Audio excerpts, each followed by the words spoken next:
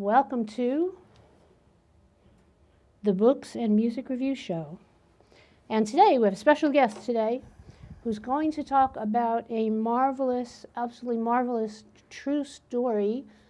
And it's written by a resident Staten Islander.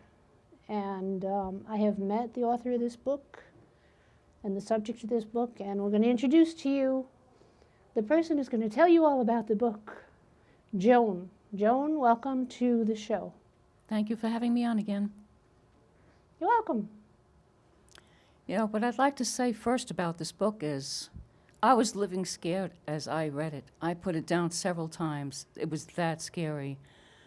To imagine something like this could happen to a person at such a young age, and the person still comes out with a good attitude towards life and does not lash back out at the world is amazing. This child, before he was 11, started to go through torture. He had not even gotten to the hospital yet. The further torture came after he went to the hospital many, many, many dozens of times. It's unreal. You look at the guys that are going back and forth to hospitals from the war and other people that have gone back and forth to the hospitals. But for how many years? We're talking many years. This horrible thing that happened was between 1984 and the book stops in the year 2000 or so. I'm going to put this book down now because my notes are in it. But I am amazed, and I just lost the page I wanted to review. I wanted to tell you what the promise of the major hospital that these folks were in for their treatment and care to get this child well again. I want to tell you the promise that's made in the margin of excellence at the New York University Medical Center, and this was put up in 1984, 1985, when the mother first arrived with her child. And this is what it says: only a handful of healthcare institutes in America have succeeded in assembling the critical mass of medical talent and resources required for true excellence. New York University Medical Center is one of these. Each year, its reputation as one of the nation's leading academic medical centers offering the finest in clinical facilities, patient care, medical research, and education grows stronger. While many factors have contributed to NYU's medical center's growth and stature, there are two major reasons why it has been able to achieve and maintain the margin of excellence that has made it one of the best. Semicolon. The exceptional talents and dedication of the faculty and the continued outstanding support of patients and friends. I got to the part of this book where she tore that sign down and threw it across the room. She didn't hurt anybody. She wouldn't do anything like that. But just because she had gotten so fed up with the margin of excellence and care that they gave her son. You know, you go to the store, you buy a very expensive item. You go to a car dealer and buy an expensive item. You go buy a house and you have protections. She was always in the hands of this hospital that she trusted, and as the result of not being able to trust them, the back part of the book gives you all kinds of references and to do things that you should go ahead and do before you ever enter a hospital. I tell you, if you don't buy the book for the purpose of the story, buy it for your own protection before you ever enter a hospital, especially one as great as NYU, the story of James. Before his 11th birthday, he was having frequent agonizing headaches. He was treated for a brainstem glioma, which is a tumor, and was given less than a year to live. That was at Cornell Hospital in New York. His mom, Linda, did everything she could to make his life as enjoyable as possible and as comfortable and as exciting as possible. Fast forward 3 years. In 1985, admitted to NYU Medical Center for a recurring brain disease. Expectation, 1 surgery, remove the tumor, recover in 7 to 10 days. Unexpected result, 8 surgeries, 1 without his mom's permission. Can you imagine that? And then you have to pay for this. Ouch. 10 days turns into 9 months, permanently injured, totally disabled. And yet the child has a great, fantastic attitude to this day. 16 years later, the discovery is made. James never had a brainstem tumor. After she became so outraged in the doctor's office, they plopped the files down in her lap like it was garbage and told her to please leave. Now she had the evidence that this highly esteemed cardiologist profiled on 60 Minutes that this highly esteemed unnecessary surgery on James, one of hundreds of them, because this doctor didn't just start with James. He began long before that, developed a reputation, got promoted by so many people, quote, free advertising, unquote. And then this is what he does to a human being. I could see taking in an enemy and maybe torturing this and that way. No, really, I can't, not even an animal. But anyway, his story goes on. Another pediatric surgeon performed ghost surgery that is without the patient's consent. So what exactly is ghost surgery? Because I read about it. I have to admit the truth. I don't remember it. Mm-hmm. So I'm not going to get into it, but it tells you that's doing a surgery without the patient's consent or the mother's consent. Don't forget now, James is a young child. He's not even a man yet. I think he was 10 years old or so? 11 or 12. Right. Yeah. 11 or 12, something like that. I'm sorry, I didn't mean to. No, that's okay. It threw me a while. Anyway, the truth is, dying children are inappropriate surgical candidates who can't possibly benefit because their diseases were so far advanced they deny a patient the right to make their own informed decision about treatment. They claim only one treatment was available, radiation, and he's still going to die in a year, possibly two.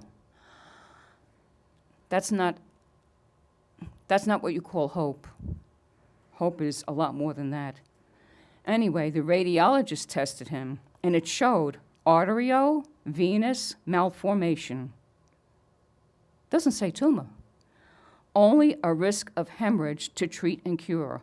But the doctor disagreed with that and decided to surgically explore James' brainstem. The neurosurgeon said his tumor is not accessible. We must treat with radiation, then therapy. Mom stayed at the hospital with her son and went 25 plus an additional 5 treatments. They said to her, it is impossible for his vision to return after treatment. Her family got together. She found a prayer card to St. Lucy, the miracle saint for the eyes, and her son was granted a miracle. His eyesight returned. I thought that was wonderful, but only after he had temporary vomiting. He had to wear an eye patch. After that, though, when he was cured miraculously, he saw for the first time when he entered the kitchen just one stove, one refrigerator, one table, and no more blurry vision. Back to Memorial Sloan Kettering Hospital. In the treatment room, the doors locked. Mom and nurse were in the room. James had the wrong part of his head and brain radiated because he moved. Could you repeat that? Because he moved, and that was not his fault. The patient should have been put in a position where they were in a headlock. Right. There are things you can do when you're in a car accident where they take care of you better than he was taken care of here. So as a result, he was sent home, put on steroids, and could not hold down food and vomited every meal, every single meal. Finally went back to the hospital for severe dehydration. He was put on a daily dose of vitamin B, which stopped the vomiting, and he stayed on vitamin B until steroids could be stopped. Well, now, folks, you see the miracle of vitamin B and what that can do for you. Yeah, my preference is I have a good holistic care doctor, and I take a good amount of supplements because I'd have to eat like half the animals in the zoo to get my proper supplementation for my diet. I would rather not go see a doctor at all, especially after reading this horrible, it's not even science fiction, it's a real story, folks. Doctors justified not telling the patient side effects possibly because they didn't want to alarm him. No, just let the child go home and get kidney damage, hearing loss, and all these other side effects I told you about. Let them do that instead. Don't tell them what the dangers could be, because you don't want to frighten them. How stupid. I did not want to alarm you unnecessarily. They were also told, this is a clinical trial and experiment, and 1 in 5 is placed on a placebo, which is tantamount to no treatment at all. You know, this baffles me, because they're doing this to this day. Folks, if I were you and I were going for one of these treatments where they're trying you on tantamount placebo drugs, I think you really should find out at least at the end of your trial what you had taken. Not that you should find out that you were on a placebo by reading the study that you were in. Joan, move the mic just about a smidget away from your mouth. I hear like the popping from the mic is too close to you. Just I a little apologize. bit. A little bit. No, that's not your fault. I bet part of it is because I'm getting very enraged as I tell no, the story. I think you're doing great. You're doing absolutely great. My blood is boiling. No, it's the sound. Sometimes you can hear a sound when it's too close to the mic. No, Okay. keep going. Keep at the great pace you're going. Thank you for the guidance. I appreciate that. Moving ahead, with all the stuff that went wrong and all the things that were happening, there was a lot that happened in between. This child did not go through one day without suffering. He suffered and suffered daily. He's like he went through World War III all by himself, but medically. When she met with the doctor weeks later, the doctor mocked the mother, saying, "Tell me, Mrs. A, what is this now? The 25th opinion? Well, guess why it's the 25th opinion? Because the other 24 were wrong. Do you think she wants to go in the wintertime, sloshing through snow and the freezing cold, driving back and forth in crazy traffic 25 times just to get an opinion? No. You were wrong. You were wrong, doctor. That's why she's here the 25th time." It's unreal. It's almost as if the doctor is an angel straight from heaven, and the mother's a prisoner that's been let out after killing 6 other people. All right, next we have Dr. E. I don't want to tell the name. Written about in a very popular small magazine. From Bellevue Hospital, considered a pioneer in neurosurgery, who would soon be moving to NYU, just blocks away, only because they have a scanning machine. Wow. What we do? And if the writing is in the book, the author published this book. Any doctor's names that are in there, if you're reading sentences straight from the book. Okay, That's- Dr. Epstein, we've got you.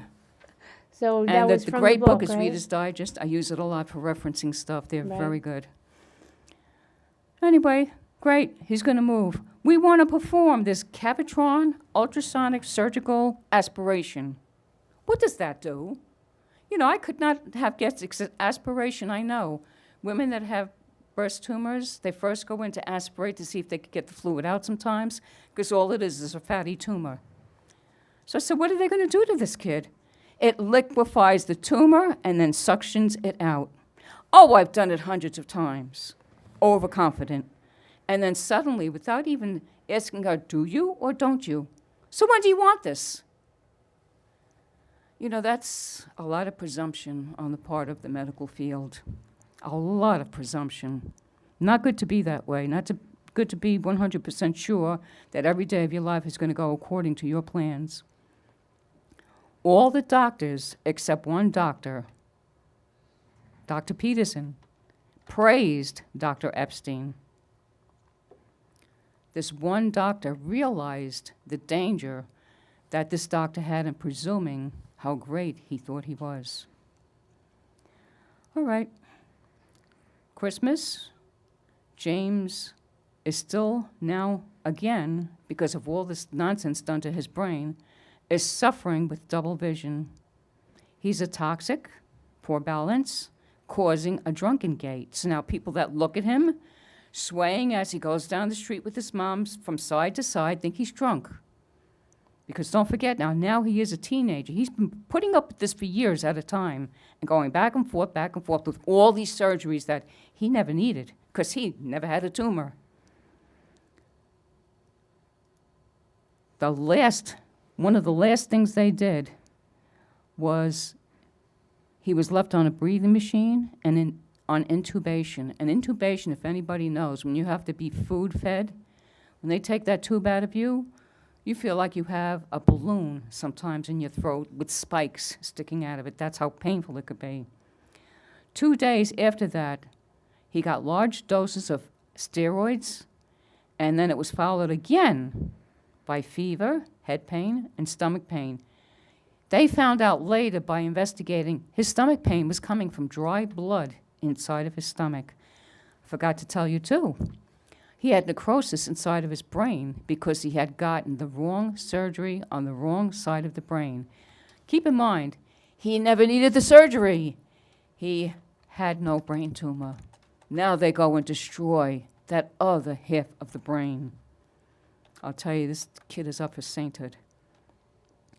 Another doctor, Dr. Grubman, napping, was called because James had 105 fever. His heart rate was up to 211 beats per minute. He had a sign on his door, "Do not disturb," because he was napping. As a result of not being able to reach him, this child went into septic shock. His system was poisoned by spread of an infection through the blood. No fault of his own.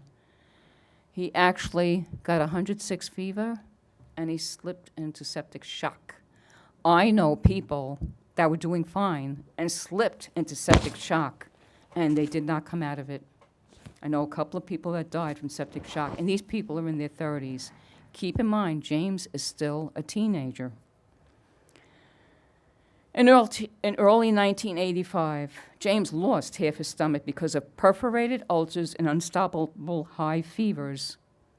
And the last thing she remembered to put in the book, very mercifully, and overworked doctors. She does not discredit them entirely because they are overworked. But whose fault is that? The people that put out that promise that you are going to get quality care from the highest qualified doctors, and here they are going against everything. After all this time now, they still don't know what's wrong with James. They knew probably that there was no tumor, but were they going to tell her that at this point? No. Is it his brain? Is it his stomach? Is it his lungs? All these things were wrong, involving all parts of his body, and they had no answers. The doctors only told her, "This is a complicated situation." Well, golly, why are you doctors? Why don't you just go out and be gardeners? Oh, wait, we don't want you killing nature. Additional doctors, as a result, were consulted. Can you imagine this? Here's one doctor. He's been written up in Reader's Digest. Wow, he's fantastic. He's got all kinds of glory commendations from his past patients.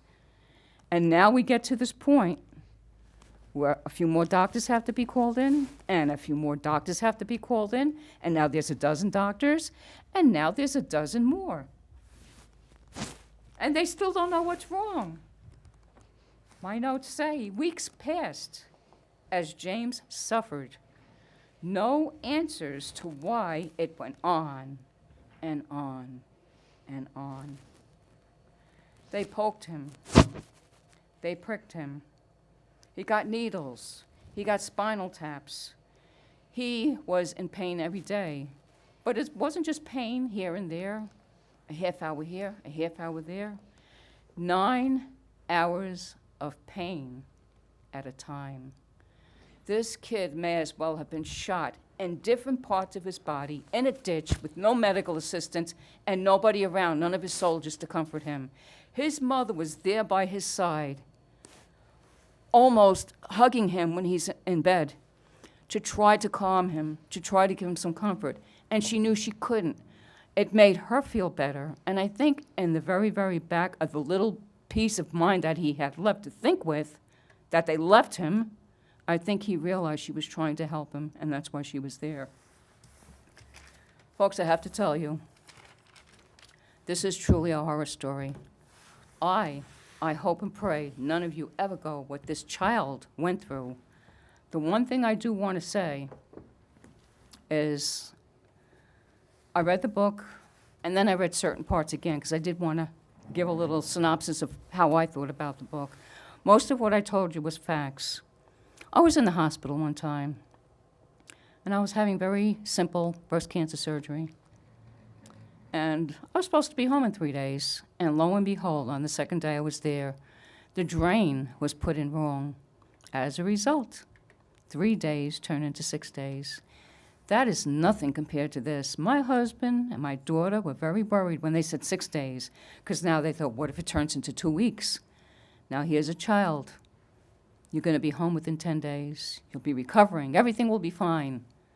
And tortured for the next dozen or more years. We're talking about 1984 to past 2000. To this day, this child does not have any rest. He's got nothing to look forward to except he knows the love of his family and supporters. From what I can remember in this book, this lady has started a club or a group for other people that are going through the same thing. I can't quite imagine anything worse than this story that can happen to another person. There are people that have lived a few years in similar pain, let's say maybe 1/10 of the pain, now begging for assisted doctors' a hand in helping them do a suicide death. They don't even want to live anymore. Like I said, when you think about all this child has gone through, and he screams in pain because that's what is normal for a child to do. But when he comes out of it and he sees his mother there, and he can think, and he starts to realize where he still is, in the hospital, suffering, he's grateful to his mom. I'll tell you, this mother's going to be a saint too. She shows you in this book where she doubted her faith at times, and you can't blame her when you think of the one doctor turned into 2 doctors, into 5 doctors, 10 doctors, 20 doctors. How many doctors can you call and say, we don't know, it's a complicated situation? I mean, she's destined for sainthood with what she went through and the accusations that were thrown at her. And, oh, what is this, your 25th recommendation that you're looking for? I mean, this lady weighed everything. She should have a master's just in weighing facts, because she actually came out, like I said, at the very end of the book. Not at the very end. I'd probably say maybe the last 25% of the book. She gives you the full scoop.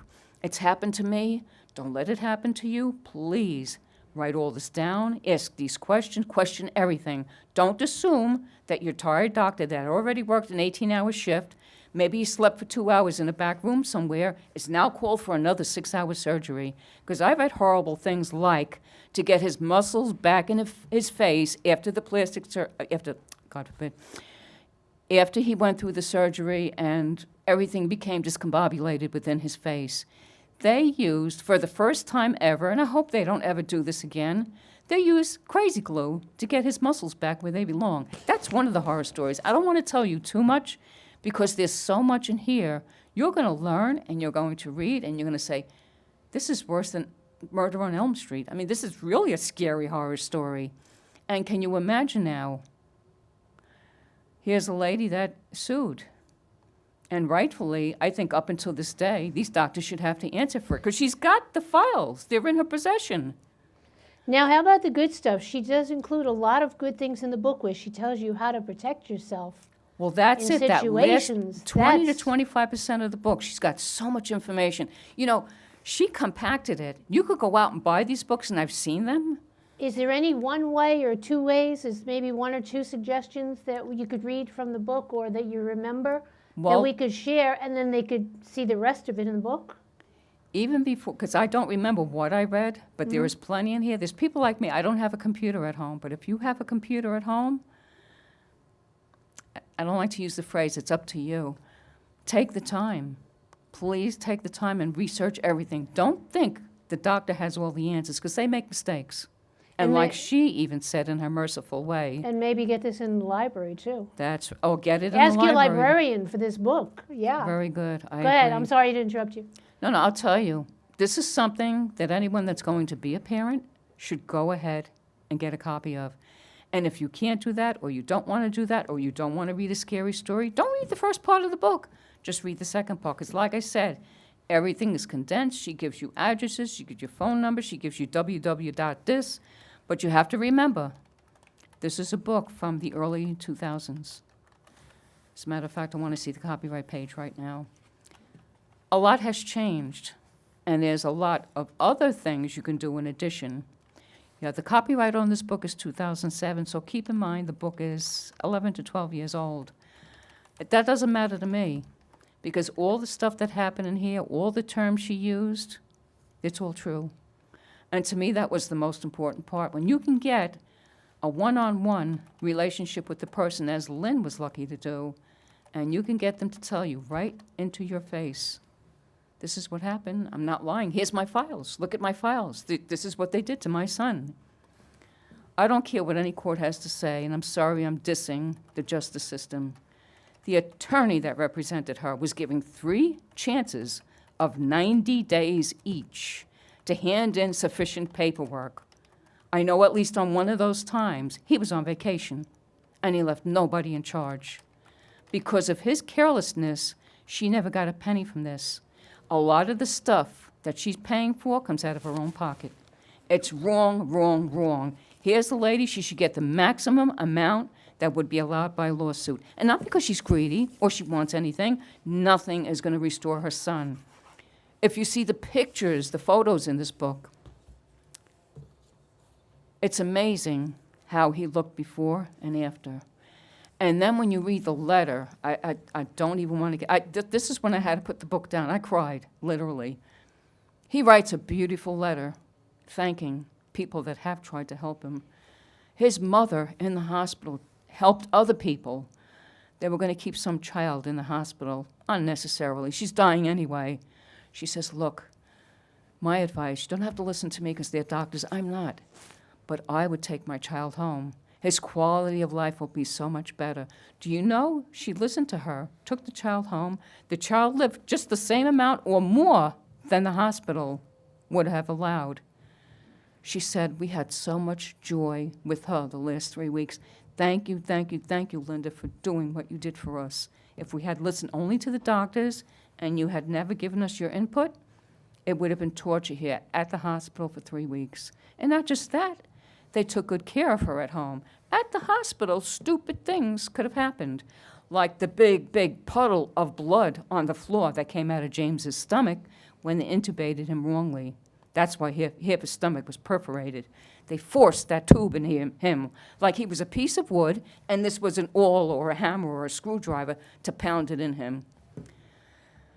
You want to be treated like a human being. You don't want to be treated like worse than a bag of garbage. My garbage gets better treatment than this child did. And not to say all hospitals are bad. I got very good care outside of that drainage problem that I had. I got very good care at the hospital. I got annoyed when they came in and said, stupidly, I was half asleep. Excuse me, would you like a sleeping pill? No, I don't want a sleeping pill. I'm half asleep now. Thank you. Go away. And they shut the door and they went away. Thank you. Okay, we have 1 minute and 46 seconds. Wrap it up. It with that. amazes me. It amazes me. This child had, I think it was a psychologist, come in. He couldn't even talk to his mother except through emotions of crying and hugging. Psychologist stood at the end of the bed. Now, there's another thing I would like you to buy the book for, to find out what this psychologist got in the end as payment and didn't deserve 1 minute payment. And he was only there 3 out of months. 3 days out of months. So you just say to yourself, what is going on? Is it a big money-making system? Do they really care?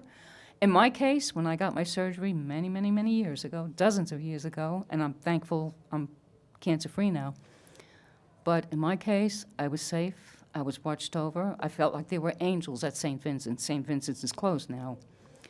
I wish that everybody on the planet, in every hospital, even doctors' hospitals in the backwoods of any country you go to, would give people the same wonderful care that I felt I got.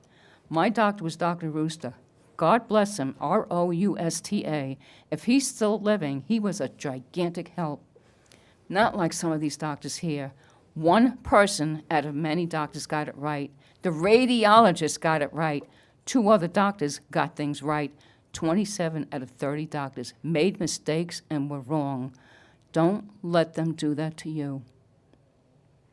Folks, please watch out for yourselves, because nobody else will. So I want to thank... 10 seconds. I want to thank the lovely person out in the control room. I call her LP. She's a lovely person. I want to thank her for allowing me to say this. Time's up.